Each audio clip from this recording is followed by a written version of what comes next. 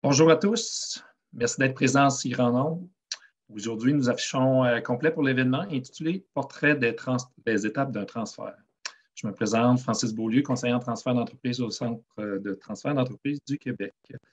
D'abord, nous tenons à remercier pour l'événement d'aujourd'hui notre partenaire et commanditaire, grâce à qui nous sommes réunis, Desjardins, ainsi que la participation généreuse du directeur principal au transfert d'entreprise, M. Richard Quinn, que je vais vous présenter dans quelques minutes après quelques consignes d'usage. Pour m'assister aujourd'hui dans le webinaire, je vais être accompagné de mes collègues Nolwenn et Fanny. Elles vont recueillir vos commentaires dans la zone de clavardage du chat, ainsi que vos questions dans la section Q&A à la fin du webinaire. Comme promis, je présente mes deux partenaires pour l'échange d'aujourd'hui, soit Richard Quinn, directeur principal au transfert d'entreprise, ainsi que M. René Boivin de chez Novo. Donc, Richard, pour nous accompagner. Richard est directeur principal au Mouvement Desjardins au transfert d'entreprise. Richard compte 30 ans d'expérience dans le domaine bancaire comme banquier, près de 20 ans consacrés au transfert d'entreprise, dont 10 chez Desjardins. Son choix de consacrer sa carrière aux entrepreneurs en situation de transfert est motivé par sa volonté d'amener certains aspects primordiaux à ses yeux dans l'équation du financement des transferts, soit l'importance du management, la planification stratégique dans l'entreprise, l'aspect préparation et planification fiscale de l'entrepreneur. Aujourd'hui, notre entrepreneur, M. René Boivin, PDG de Novo SST, œuvre dans le secteur de la santé et sécurité depuis les débuts des années 80, alors qu'il a débuté sa carrière chez Pricewaterhouse. Il a découvert un secteur d'activité qui lui plaisait énormément, où il a d'ailleurs fait un travail d'analyse de plusieurs secteurs de l'industrie privée. Son expérience chez Pricewaterhouse l'a amené au début des années 90 à lancer sa propre entreprise en CSST. Fort de son expérience et d'une analyse prometteuse, il a découvert un secteur d'activité mal servi par la CSST dans leur classification, soit les concessionnaires automobiles. Au début des années 2000, il accepte une offre du géant Aon pour acquérir son entreprise et continuer le développement du bureau de Québec. Ce qui nous amène en 2013-2014, où, à ce moment, M. Boivin voit une occasion d'affaires se pointer, pendant qu'il est toujours à l'emploi de Aon, et à ce moment, il prend la décision de racheter ce qu'il avait vendu quelques années auparavant. Depuis, Novo SST s'est développé pour maintenant avoir une division formation en santé et sécurité au travail, services juridiques. Elle emploie 175 personnes et est à l'aube de vivre une nouvelle étape, soit celle du transfert de propriété. Étape qui se prépare depuis l'acquisition, comme vous allez le constater, en 2014. Alors, mesdames, messieurs, bienvenue à la rencontre. On va entrer dans le vif du sujet. Richard et M. Boivin vont se joindre à nous. Alors, bonjour. Bonjour Francis. Bonjour à tous. Bonjour, M. Boivin. Allô, ça va bien? Ça va bien. Donc, un survol rapide de tout votre parcours, mais donc, on va commencer à partir de 2014. Nous voilà en 2014, vous avez un projet entrepreneurial devant vous. Parlez-nous de vos débuts dans l'entreprise, M. Boivin. Bien, en fait, en 2014, quand on a transféré de Aon à Novo, ça a débuté à transférer 5000 clients avec une centaine d'employés. Donc, 2014 a été la planification de l'entrée d'une nouvelle entreprise en santé et sécurité qui était Novo. Donc, on a créé dès le début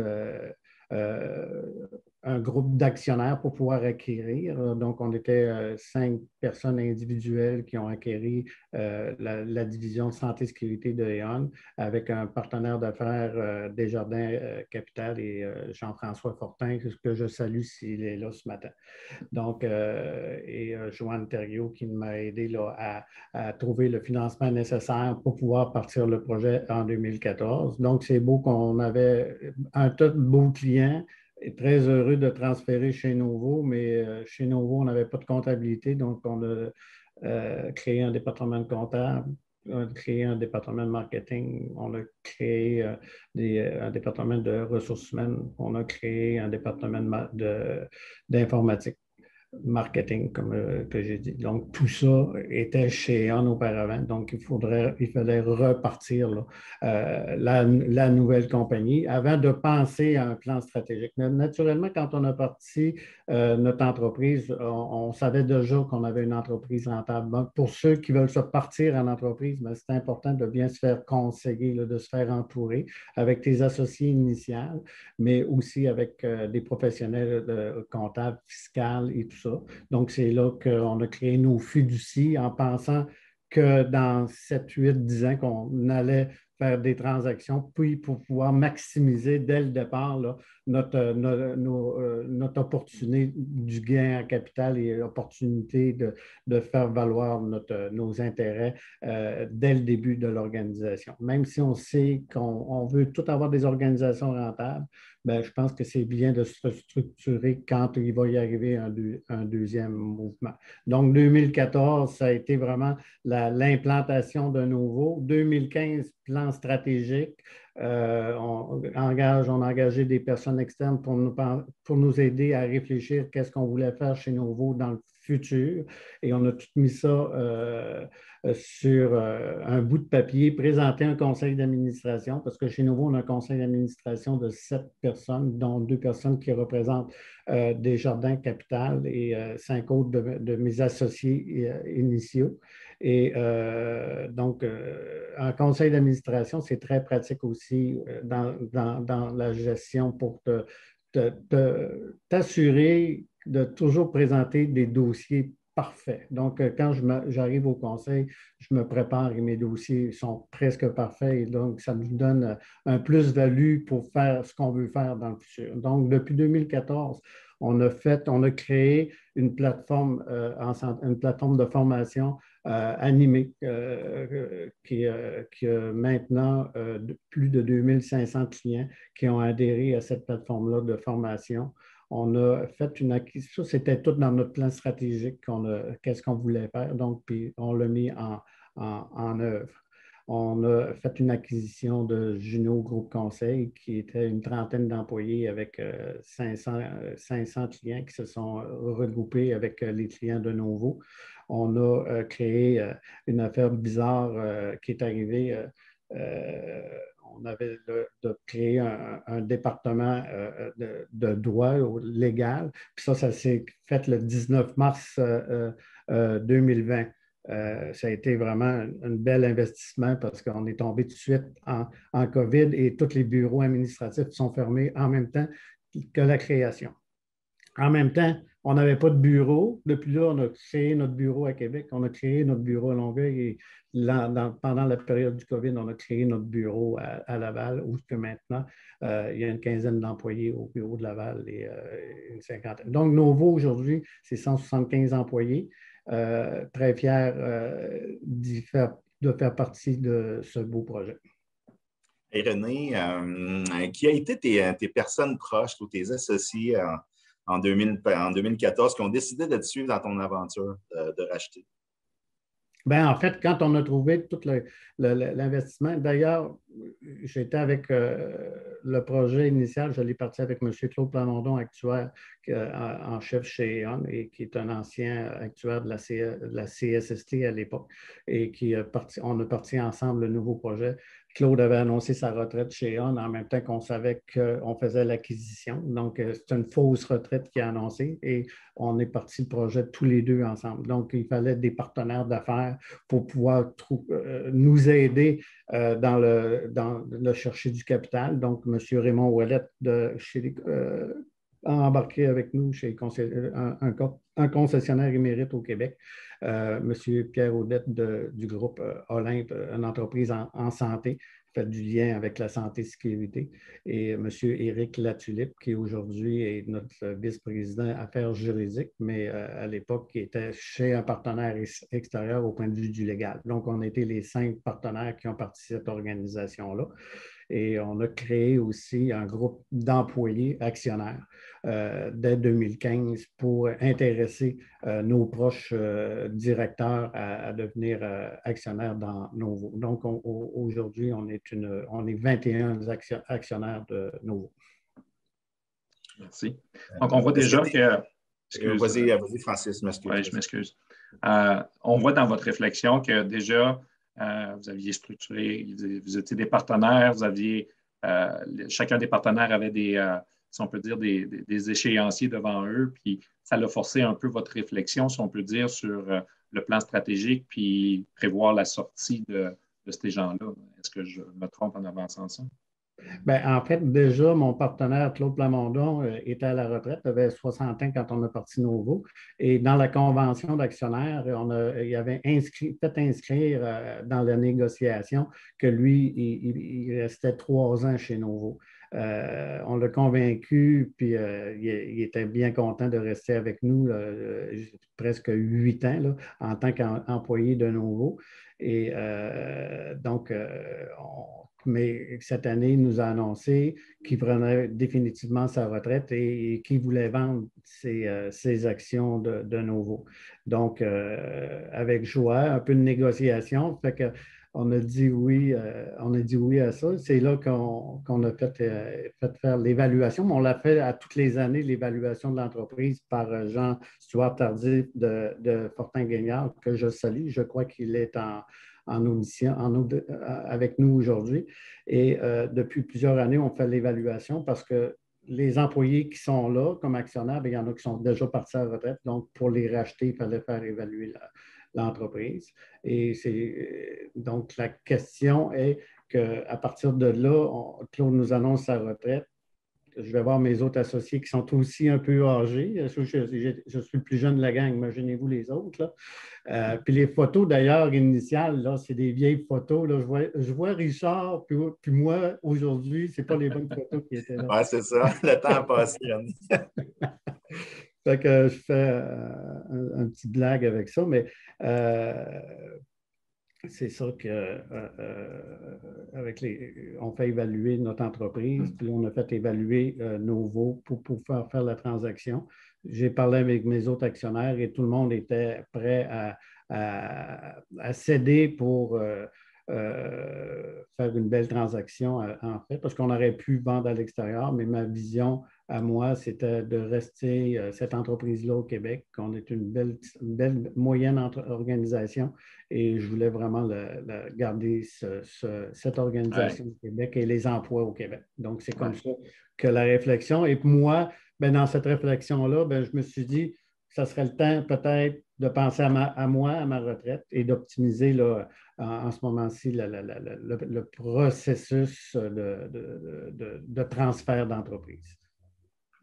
René, quand tes associés veulent bouger, est-ce que ça crée une pression pour le dirigeant de dire, regarde, oui, là, tu as décidé, mais est-ce que tu as senti une pression à ce moment-là de dire, ben, peut-être qu'il faudrait que j'accélère moi aussi dans mon propre processus? Ben, je ne dirais pas une pression, mais une sérieuse réflexion. Donc,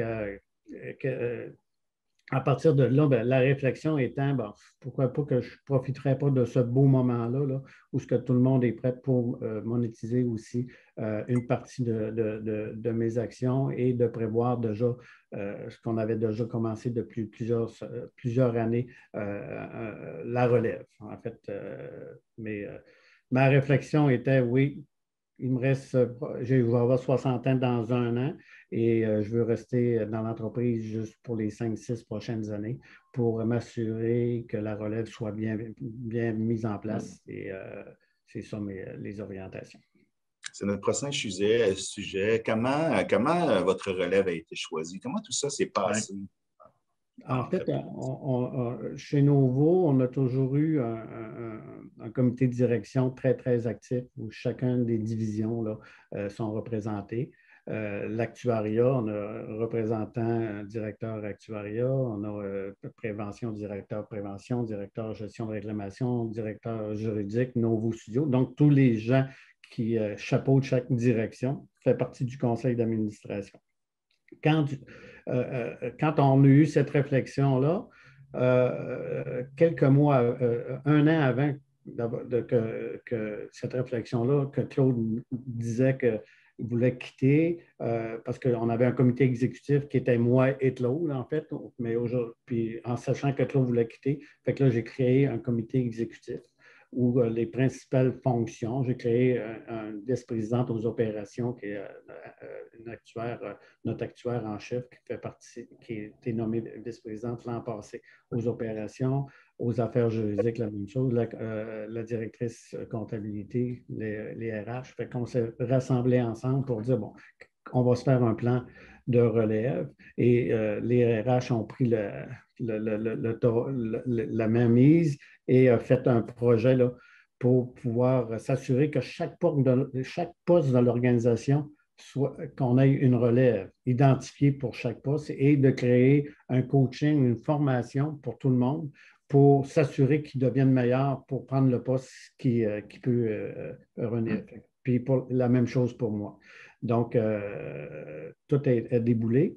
Et suite à la transaction, ben, de toute façon, Desjardins Capital voulait s'assurer qu'on ait un plan de relève. Donc, nous, c'était déjà tout mis en place. Mais en ce moment-là, on a engagé une spécialiste, un docteur en industrie, là, et passer en entrevue chacun des postes de relève pour s'assurer qu'il va y avoir du coaching, de la formation et qu'il soit capable, dans les meilleurs délais, de me remplacer et de remplacer les gens qui doivent bouger dans l'organisation dans les prochaines années, en fait. J'ai une autre question. Tu m'excuses, Francis. Comment vous avez communiqué à l'intérieur de l'entreprise de dire que vous allez transférer, que les gens ont été choisis? Comment ça s'est communiqué à l'intérieur de l'organisation? Ben, en fait, en ce moment, mon successeur qui va rentrer en poste l'an prochain a été nommé au comité de direction. Tout le transfert a été dit aux 21 actionnaires de nouveau actuellement. C'est vraiment de la poutine interne, qu'il n'y a pas eu de changement, sauf que nos actionnaires qui ont quitté, que j'ai annoncé à l'ensemble des employés les actionnaires ont quitté. Mais pour le reste, tout est resté encore à l'interne, puis il va y avoir dans notre plan de communication, on va tout faire ce plan-là dans les prochaines semaines là, pour l'ensemble des employés. Mais ça reste quand même des choses comme évidentes aussi dans l'organisation. Que les gens ont été nommés comme vice-président, ben, c'est clair qu'ils s'en viennent dans la relève. Là. Ça a été nommé l'an passé. Oui. C'est bon. Puis, au niveau de la stratégie d'entreprise, la vision, est-ce qu'il y a une mise à jour de votre plan? Est-ce que tout ça demeure intact pour les prochaines années, peut-être aussi dans son exécution? Non. En fait, on a déjà un plan stratégique à l'horaire dès la semaine prochaine pour les 5 prochaines années. Donc, on a chacun directeur, j'ai demandé à chacun des directeurs de se projeter pour les 5 prochaines années, comment ils voyaient Novo, puis qu'est-ce qu'on devrait faire pour rester les meilleurs en santé et sécurité et en RH là, dans les 5 prochaines années. Donc, on est en train de faire ce plan d'exécution-là et bien certain, ben, la technologie va prendre toute sa place. On est déjà très, très, très évolué au point de vue technologie, mais on veut aller vraiment plus loin. C'est tout dans notre plan stratégique de 2015 et c'est sûr qu'il va y avoir une continuité là, de ce plan stratégique vers beaucoup d'accent à des échanges avec nos clients plus performants qu'on connaît aujourd'hui. Puis avec les nouvelles technologies que la COVID nous a amenées, nous donne vraiment des bonnes chances là, à donner les meilleurs conseils possibles là, à nos clients en temps réel. Et puis on n'est presque plus obligé de se déplacer. Là. On est tous équipés à l'interne pour pouvoir donner le meilleur service à nos clients. Super. Je vais revenir sur un point. Tu as parlé de l'évaluation d'entreprise tout à l'heure, oui. Donc, qui est quand même la base pour faire une transaction de transfert d'entreprise. Tu disais que vous avez choisi peut-être d'évaluer régulièrement la valeur de votre entreprise. C'est bien, c'était à quoi? À la convention d'actionnaires ou comment tout ça s'est fait dans le temps? Bien, en fait, c'est un peu, étant donné que depuis 2017 qu'on a des employés actionnaires. Puis ces gens-là, qui étaient les premiers actionnaires, bien, il y en a 3, 4 qui ont quitté à la retraite. Donc, pour pouvoir racheter les actions, bien, il fallait vraiment les racheter à la juste valeur marchande. Et là, c'est à partir de là qu'on a décidé de faire évaluer année après année l'entreprise, parce qu'en 2017, il y en a qui ont quitté, 18, 19. À tous les années, on avait presque une personne qui quittait là, et il fallait le racheter. Donc, c'est dans cette mesure-là qu'on a toujours fait évaluer à la juste valeur marchande. Puis aussi, il y a des gens qui voulaient faire des acquisitions avec nous. Fait qu'on voulait se dire aussi comment que ça voulait sur le marché. Donc, c'est pour ça qu'on l'a fait évaluer à toutes les années. Et ça a toujours été le même principe de la transaction. On prenait toujours la fin d'année pour faire l'évaluer avec les états financiers vérifiés. On a des états financiers vérifiés. Et donc, à partir de là, on donne ça à notre évaluateur. Il nous passe en entrevue, voir le marché. On se compare avec la compétition à bourse. On se compare un peu partout. Et c'est comme ça j'explique ça dans mes propres mots, là, mais l'évaluation se fait au 31 décembre et l'achat se fait aussi au 31 décembre pour être équitable envers les anciens qui ont quitté et les nouveaux qui rachètent. Donc, cette année, la transaction a eu lieu au 31 décembre 2020 et tout le monde, moi, Desjardins a acquis la nouvelle organisation avec l'évaluation du 31 décembre 2020.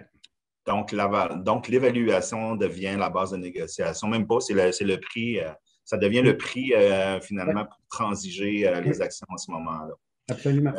C'est super. Tu as parlé aussi de la fiscalité tout à l'heure. Évidemment, c'est un point important pour les entrepreneurs cédants, le sol net après impôt. Donc, tu as parlé que tu as planifié ça. Donc, c'est quoi ton conseil là, à cet effet-là au niveau fiscal pour les entrepreneurs qui cèdent? Bien, en fait, je dirais, dans les 5 actionnaires initiaux, OK, on était pas mal tout préparés au fiscalement là. Puis il y en a un que je nommerai pas, mais lui, il a toujours dit qu'il était préparé, mais en fin de compte, il n'était pas préparé. Puis là, quand il arrive la transaction, bien là, il dit, bien là, il faut pas que je paye l'impôt, mais on fait longtemps qu'on l'avait dit. Fait que c'est important de vraiment s'assurer là, avec vos comptables, vos fiscalistes et un bon notaire pour préparer toute une transition. Puis faites ça pas à la dernière minute parce que c'est au moins minimum 2 ans pour que ça soit admissible là, au gouvernement. Donc, mais plus que c'est long, bien, plus que l'admissibilité est irrévocable. Donc, moi, je l'ai fait dès le départ parce qu'on savait qu'on allait faire que c'était une compagnie rentable. Le premier élément de tout, c'est votre fiscalité. Ça ne donne rien d'envoyer de l'argent au gouvernement. On sait qu'est-ce qu'ils en font. Fait que garde le plus possible il y en a des généreux dans tout ça, puis c'est correct, mais en fait, c'est mieux de le garder que de le faire administrer par d'autres personnes qui peut-être ne le font pas à bon escient. Donc, minimum 2 ans avant, c'est bien le message qu'il faut retenir ici. Minimum 2 ans, parce que c'est long, puis c'est un processus qui paraît coûteux aussi, mais combien fonctionnel par la suite.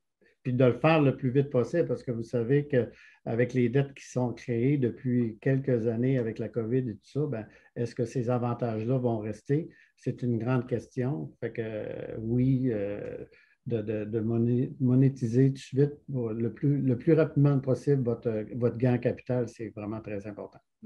C'est bon. Peut-être une autre question ou même un petit survol. Donc, vous avez choisi votre relève, vous avez bâti votre plan de transition qui semble être vraiment très solide. Votre fiscalité, la valeur est établie. Là, maintenant, au niveau financement, quel est le choix que vous avez fait? Là? Pourquoi avoir des partenaires? Puis, quelle a été votre vision là-dedans là, au niveau du financement? Bien, en fait, c'est une question que j'ai parlé avec mon ami Jean-François Fortin de Desjardins Capital. Là. puis dire comment on peut faire une transition sans trop de troubles. Hein? Puis on a commencé cet exercice-là là, en début, après l'évaluation de 2020, c'est-à-dire au mois de mai. Et quand l'évaluation est sortie, ben, on a fixé avec Jean-François. Puis Jean-François était bien clair, bien transparent aussi. Oui, on a une belle transaction, ça vaut une telle valeur, puis on est prêt avec Richard et Joanne Thériault, Francis Malenfant de Desjardins Québec Portneuf, de diversifier toute la portion de l'achat de l'entreprise. Et donc, Capital a pris plus d'ampleur au point de vue de l'actionnariat. Il y a eu des prêts de fait par Capital, prêts de fait par Desjardins Québec Portneuf. Et c'est comme ça qu'on a structuré la nouvelle. Puis moi, j'ai roulé des actions là, dans la nouvelle société et un de mes associés a roulé aussi une partie de ses actions dans la nouvelle société pour minimiser la dette. Là. Et que Novo, je voulais surtout m'assurer que Novo soit capable de rencontrer ces nouvelles obligations. Et avec ça, ben, on est capable de rencontrer les nouvelles obligations sans aucun problème. Puis on a resté assez de liquidité dans la compagnie pour être capable de payer les dettes pour les 5 prochaines années, même si on pourrait passer des temps plus difficiles. Donc, pour moi, c'était assurer la pérennité de l'entreprise qui était aussi important que l'achat, la vente qu'on vient de faire là, avec nos partenaires financiers. En fait. Donc, vous avez fait le choix d'équilibrer votre transaction, donc de ne pas surendetter l'entreprise pour faire cette transaction-là. Une question de prudence, j'imagine. Oui, bien, de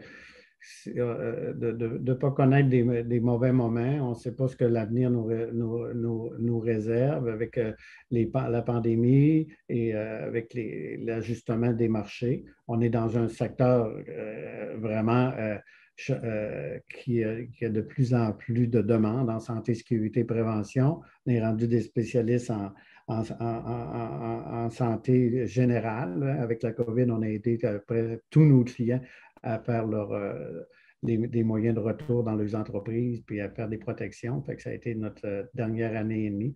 Donc, on est bon aussi en santé publique. On a fait les plans de retour là, pour beaucoup d'industries, dont les concessionnaires automobiles.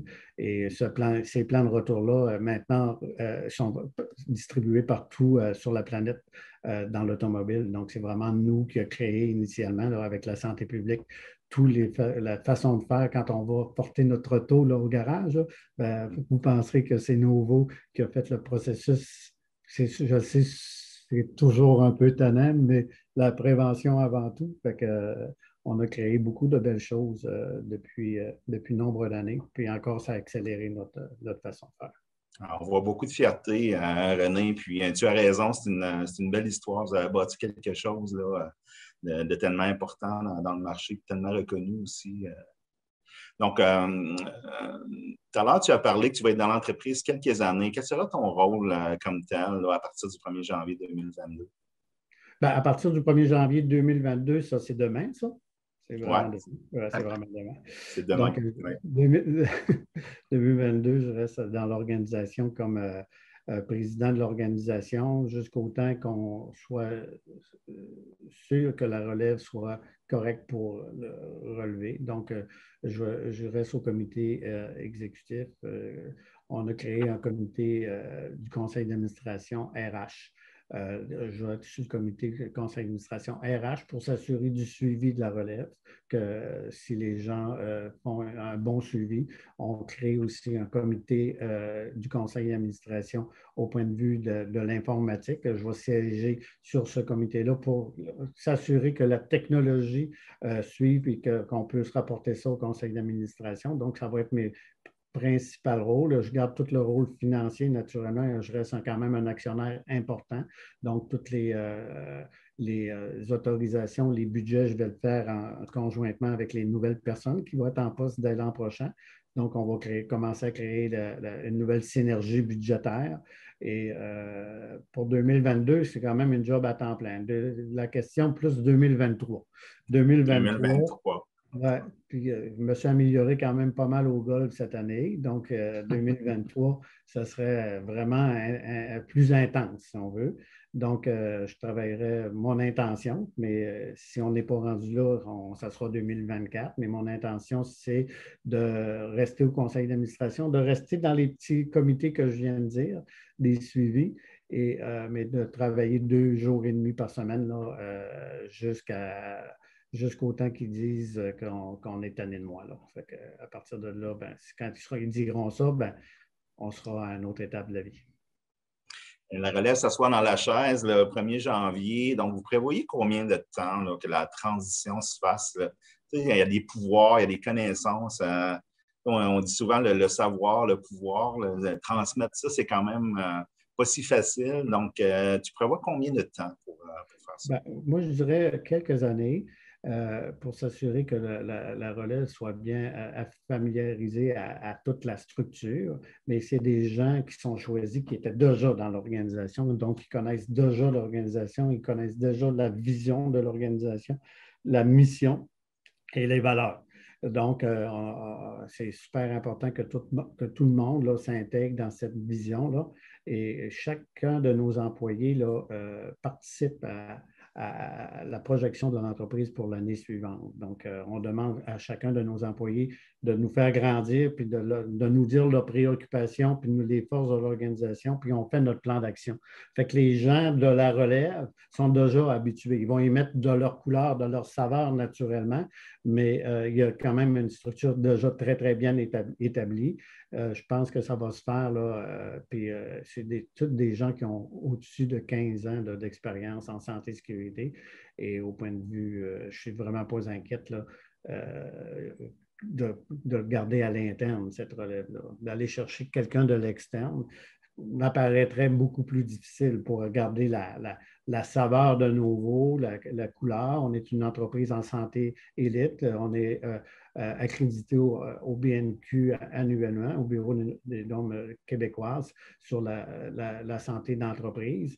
Donc, cette vision de santé en entreprise avec des travailleurs, des collègues travailleurs qui sont le plus possible en forme, bien, ça donne une synergie et une énergie incroyable dans l'organisation. Donc, j'ai un conseil à donner aux gens, aux 275 personnes participantes.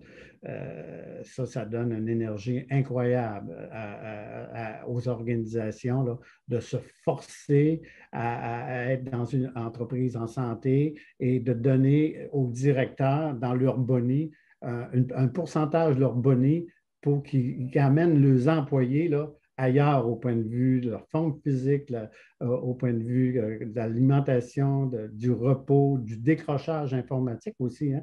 Aujourd'hui, on parle beaucoup de décrochage, donc ça nous force à aller plus loin, puis notre taux notre taux est en bas de 10 au point de vue de la rétention du départ du personnel. Là. C'est très bon parce que le marché de l'assurance, on se compare au marché de l'assurance, est tout près de 30 là. Donc, notre création de cette synergie-là là, est vraiment très intéressante. C'est un beau message que tu passes, donc d'accompagner tes gens, mais aussi d'accompagner ta relève dans une transition. C'est tellement important pour nous, banquiers. C'est quelque chose, je dirais, essentiel hein, au succès d'une transaction de transfert d'entreprise. Donc, de sentir que les gens sont là, sont en accompagnement, qu'on sait que ça va bien se passer. Je trouve que c'est un beau message que tu nous passes aujourd'hui. Oui. Puis en fait, dans l'Audi, malgré que Desjardins est partenaire avec nous depuis le début, 8 ans, on a quand même passé un Audi avec des gens qui n'étaient pas à l'interne, puis qui n'étaient pas impliqués depuis le début. Fait que on a eu un très beau message de ces gens-là et que notre organisation avec l'entreprise en santé et que c'est rare qu'ils voyaient une organisation où que c'était pas individuel. Il n'y a pas de guerre de pouvoir. C'est un groupe.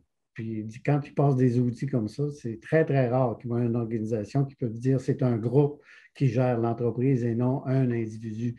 Fait que c'est de s'assurer que tout le monde, moi, mon rôle, c'est de s'assurer que tout le monde rentre dans le groupe. Puis à partir de là, ben, on est 20 actionnaires. Les angles morts sont couverts par nos 20 actionnaires. Puis chacun avance dans l'organisation, puis il voit les opportunités. On le voit tellement, c'est tellement important. On le voit tellement ce qu'on appelle le one-man show. Là, on en voit encore beaucoup aujourd'hui. Les entrepreneurs fondateurs, c'est souvent ça, mais c'est difficile de transmettre. Hein? C'est difficile de transmettre du savoir, du pouvoir, de laisser la place. Hein? C'est souvent ça. Là, on voit dans votre cheminement beaucoup de réflexion, beaucoup de préparation là, pour se rendre à ce que vous êtes rendu aujourd'hui, finalement, qui est quand même une route incroyable. Parce qu'une personne seule ne peut pas arriver à ces résultats-là. C'est vraiment un résultat d'équipe et de groupe. Moi, j'aurais peut-être une question pour toi, Richard. De l'œil du banquier, quand vous regardez une transaction, là, on a la chance d'avoir une personne devant nous qui a structuré et qui avait une vision stratégique de son entreprise. Mais de l'œil du banquier, qu'est-ce que vous aimez regarder dans une transaction, là? Qu'est-ce qui est important pour vous, là, si je te posais la question? La première chose, le contexte, hein, c'est une transaction de transfert d'entreprise. Moi, j'appelle souvent ça un électrochoc hein, qui est donné à l'entreprise. Hein. On change l'équipe de direction. Hein, c'est des personnes. On passe à un nouveau groupe. C'est quelque chose d'important. Même chose au niveau de l'actionnariat. Donc, on change d'actionnaire. On utilise le levier par la suite, le levier financier de l'entreprise pour payer les actionnaires qui quittent. Et donc, il y a une sortie d'équité de cette entreprise-là. Donc, c'est beaucoup d'éléments dans la même transaction. Mm-hmm. Donc, quand on part de ce principe-là par la suite, ben, pour réussir, là, ça prend une entreprise, premièrement, en bonne santé financière, en bonne santé stratégique. Donc, c'est pas pour rien que ça se prépare, hein, ça se gère sur plusieurs années, de préparer l'entreprise, de préparer sa direction, de préparer sa stratégie, de bien l'exécuter. Donc, tu es en bonne santé. De générer des profits, il faut que ce soit rentable. Hein? Parce qu'on utilisera du cash flow un jour pour payer faire du financement, payer les actionnaires qui quittent. Donc, ça, c'est la première chose. Et il faut que ce soit porteur à long terme également. Donc, tu sais, qu'on voit une vision claire de l'équipe d'entrepreneurs qui connaissent bien leur marché, qui connaissent les opportunités, les menaces, mais qui ont un plan pour faire face aux différentes menaces qui peuvent se produire dans leur environnement d'affaires. Ça, c'est la première chose qui est vraiment très importante. La deuxième, évidemment, l'équipe de relève. Hein, c'est qui les gens qui vont prendre la suite? C'est quoi leur couleur? C'est quoi leur couleur par rapport à l'équipe qui est en place actuelle? Est-ce qu'ils vont reproduire les mêmes comportements? Est-ce qu'ils vont gérer de la même façon? Hein? Parce que ce qu'on souhaite comme banquier, c'est que l'entreprise continue de générer les profits, générer des cash flows, comme on appelle dans notre jargon, pour servir la dette, continue aussi de se développer comme organisation. Donc, ça nous prend ces gens-là. On a besoin de savoir, dans notre jargon, c'est qui notre cheval? Hein? C'est souvent ça. Qui mènera cette entreprise-là? Quelle est sa façon de gérer? Est-ce qu'elle a des qualités humaines? Est-ce qu'elle a une vision pour l'entreprise? Est-ce qu'elle a un plan? Est-ce qu'elle a la capacité de l'exécuter dans l'ordre? Ça, on va regarder ça. Puis ça, tu peux avoir tous les tests du monde. Hein. C'est beaucoup par les discussions avec les gens. Un plan clair et s'exprime clairement. Ça, c'est beaucoup ça. Puis après ça, on va regarder la transaction comme telle. Tu sais, est-ce que c'est payé un prix qui est raisonnable par rapport à la performance de l'entreprise?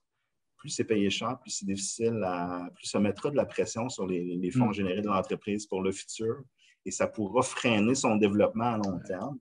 Donc, on va beaucoup regarder cet aspect-là du prix, donc d'avoir une évaluation, d'avoir des bases solides sur lesquelles on peut s'appuyer.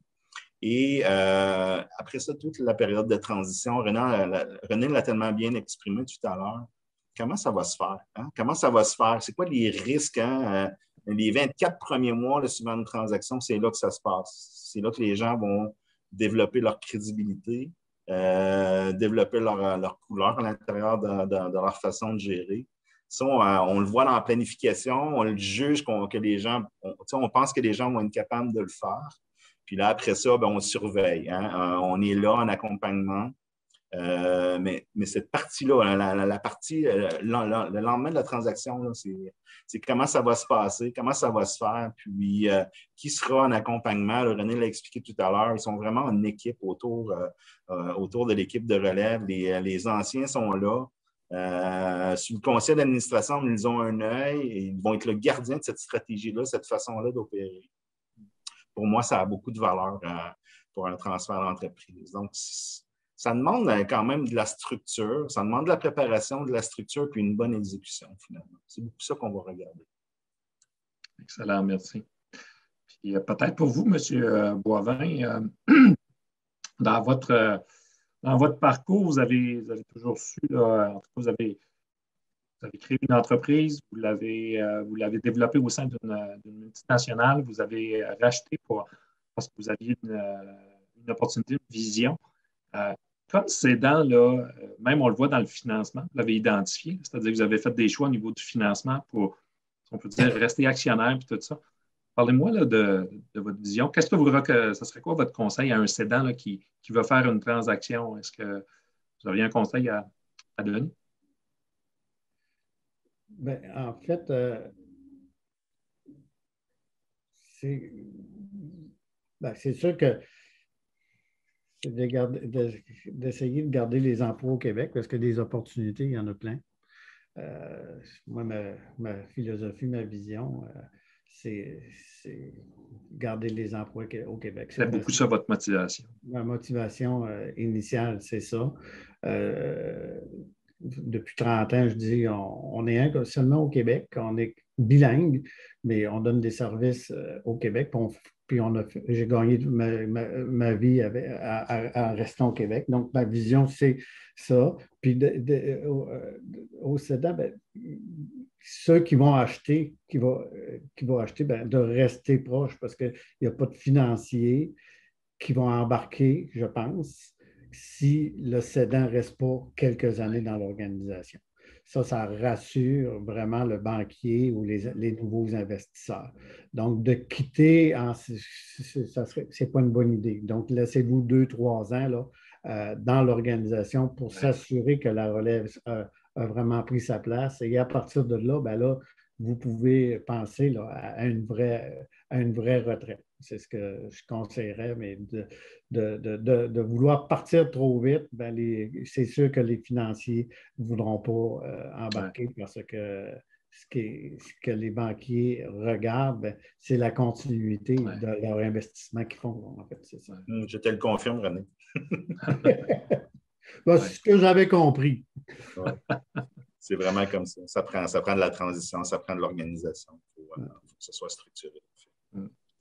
Messieurs, c'était un bel échange. On est déjà rendu à la période des questions. Donc, je ne sais pas, là, je m'adresse à Fanny. Est-ce qu'on a reçu des questions qu'on pourrait transmettre à nos deux panélistes? Oui, on a reçu quelques questions. La première question, c'était quoi la motivation d'amener les employés comme actionnaires? Est-ce qu'il y avait des enjeux?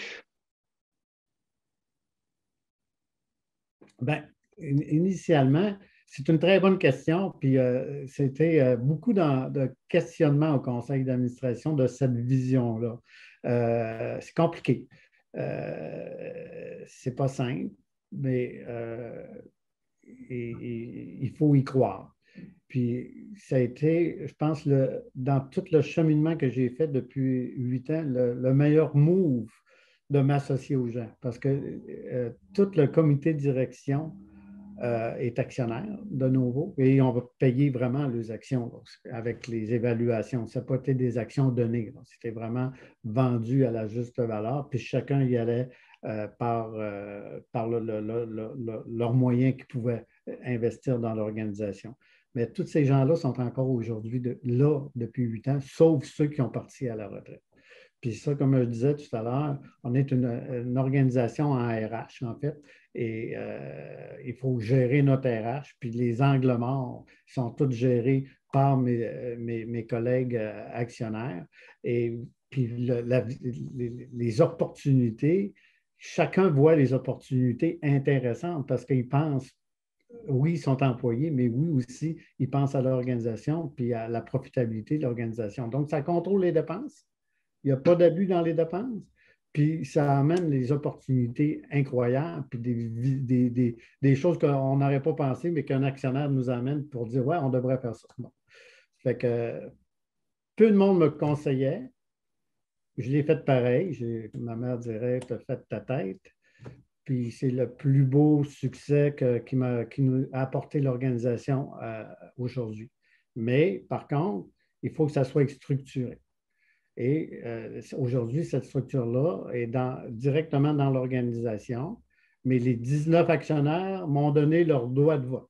Donc, tu ne peux pas amener 19 actionnaires pour voter sur un sujet. Donc, les gens nomment le président de l'organisation pour voter en leur nom. Fait que ça, c'est très clair dans la convention d'actionnaires. C'est très clair aussi dans le droit de vote. On a clarifié ça au départ. Donc, les gens n'ont pas d'attente là-dessus. Puis, ils n'ont pas le droit de vendre leurs actions pour aller s'acheter un skidoo.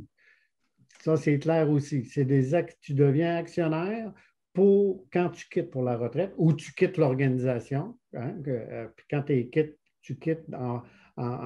si tu veux quitter, mais il faut que tu sois en bonne forme. Tu ne vas pas chez un compétiteur, mettons. Que tu quittes agréablement, bien, on gère ça agréablement. Et c'est vraiment pour un plan de retraite pour les principaux gestionnaires de l'organisation. Moi, je vous le conseille, mais dans une structure bien définie. Merci, M. Boisvert. Est-ce qu'on avait une autre question, Fanny? Oui, une autre question. À quel moment est-il important de faire évaluer l'entreprise durant les démarches de transfert? Ben, en fait, avant de faire évaluer, il faut que vous soyez sûr que vous avez maximisé votre impôt personnel. Quand ça, c'est maximisé, que vous avez l'assurance que c'est maximisé, ben là, à partir de là, vous pouvez faire évaluer votre entreprise pour aller plus loin. Mais la première étape, c'est de s'assurer que vous ayez les gains capital et que le plus de monde dans votre famille, si vous créez une fiducie familiale, ben, puisse avoir les gains en capital pour chacun. Donc, ça, c'est un élément très important. Et ensuite, on va penser à l'évaluation. J'ajouterais peut-être quelques mots là-dessus. Je trouve que c'est une excellente question. Il y a différents moments. Il y a un des moments que l'on voit souvent, c'est au moment de faire la planification financière du dirigeant. Donc, il regarde à ces choses, il regarde un petit peu le style de vie qu'il veut se payer plus tard. Donc, ça va coûter combien, cette affaire-là? J'ai combien d'argent d'accumuler hors entreprise? Donc, c'est sûr que ça prend dans un plan comme celui-là, ça prend la valeur d'entreprise pour venir corroborer le plan, s'il fonctionne ou non. S'il y a un écart, s'il y a un gap, comme on appelle, bien, ça donne le temps aux dirigeants d'avoir un plan pour valoriser cette entreprise-là, l'amener à la valeur qui est nécessaire en fonction de ses objectifs financiers. Donc, il y a vraiment, là, on le voit à cette étape-là. Et l'autre étape, c'est souvent quand même près de la transaction. Donc, de la remettre à jour ou de la refaire ou de la faire, là, on le voit souvent là, très, très près de la transaction également, à titre de base de négociation, évidemment. Merci, Richard. C'était très opportun comme intervention. On a le temps encore un peu pour quelques questions, Fanny? Oui. Alors, comment se fait la transaction au niveau légal? Est-ce un contrat de vente chez le notaire ou chez un fiscaliste? C'est légal. C'est avec un avocat, avec les bureaux d'avocats. Le bureau d'avocat, chez nous, c'était le bureau la transaction, c'est négocié là, entre les avocats de Desjardins, nos avocats, et c'est toujours celui-là de l'entreprise qui écrit les papiers finaux. Et à partir de là, il y a une négociation entre les deux parties, mais c'est le vendeur qui écrit les papiers finaux pour faire la signature finale. Donc, ce qu'on appelle le contrat achat-vente d'actions ou le contrat de vente d'actifs. Également, les représentations et garanties, hein, c'est un élément important là, du contrat. Donc, hein, le propriétaire qui cède confirme que l'entreprise est en bonne santé, qu'il n'y a pas de squelette dans le placard. C'est souvent ça. Puis la convention d'actionnaire, René, je vais peut-être profiter de la question. Souvent, c'est signé au même moment. Chez toi, j'imagine que tout le monde est intervenu à la convention comme telle, donc les 20, les 21 actionnaires. Absolument. Okay. Tout le monde. En fait, on a repris notre convention d'actionnaire de 2013-2014, puis on l'a mis à jour. Puis déjà, nos collègues actionnaires avaient déjà signé la première convention. Donc, on a fait une mise à jour de la nouvelle convention avec des éléments additionnels là, pour Desjardins Capital. Oui. Merci. Alors, donc, oui. Non, vas-y, Francis, est-ce qu'on a le temps pour une Non, j'allais te demander si on avait le temps pour d'autres questions. Oui, il nous reste encore un petit peu de temps. Donc, on a une question. Comment un cédant met de l'avant les repreneurs? Comment est-ce que M. Boivin fait-il pour leur transmettre le pouvoir informel alors qu'il a toujours été vu comme le leader interne et la figure rassurante pour les clients? Belle question.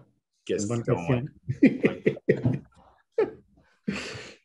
C'est vraiment une bonne question, mais en fait, c'est d'impliquer depuis nombre d'années avec les clients majeurs, là, déjà d'identifier depuis la création de Novo là, de la relève dans les clients majeurs.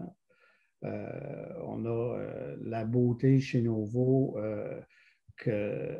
d'avoir beaucoup de clients individuels. On a 8000 clients individuels et qui ne s'adressent pas nécessairement au PDG. C'est vraiment toute l'équipe des opérations que ces clients-là parlent au quotidien.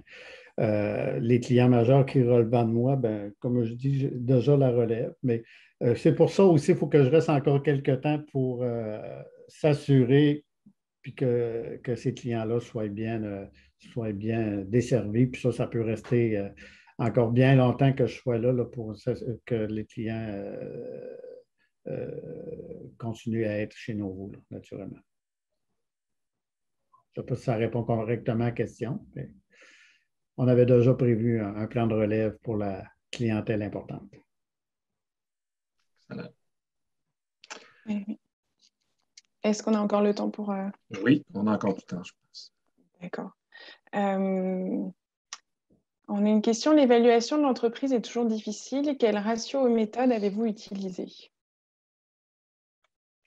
Je n'ai pas compris la question, excusez. L'évaluation de l'entreprise est toujours difficile. Est-ce que vous avez utilisé une méthode particulière ou un ratio pour l'évaluer? Là, je vais laisser...